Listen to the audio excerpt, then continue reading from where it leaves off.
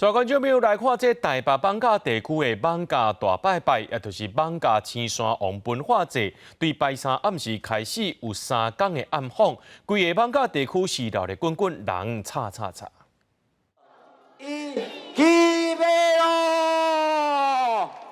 这句起马路就是要甲青山王禀报，准备要出巡啊！会伫艋舺行透透，逐当的旧历10月23，青山王做生日的时，庙方拢会举办青山王祭典。有光桥的信众讲，因为青山王的灵城保庇对18岁开始一定光桥11档啊。有信众讲，因为青山王可以带到一个水母。11档啊！我自18岁开始行。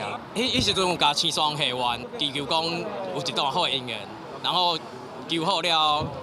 无偌久，2、3个月了就熟悉阮某。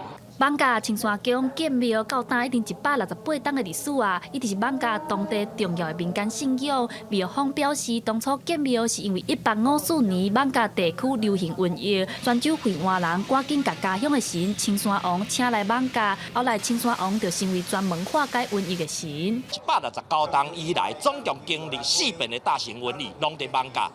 青山王当时1854年平乱了这个瘟疫之后，伊讲伊无爱回去啊啦。青山宫表示，逐当的青山王暗访仪式，拢会伫暗时游行，是为着要互青山王伫暗时替信众来掠妖魔鬼怪，保庇艋舺地区的兴旺。为期3天的活动，伫拜三开始落热。今年庙方嘛特别开放100年的传统，找20台真人计程车来游行。庙方初步估计，大致拢有2万至3万人来参与。青山王祭典是台北3大庙会之一，嘛是台北市无形的文化资产。记者戴阿选柯敏哲台北报道。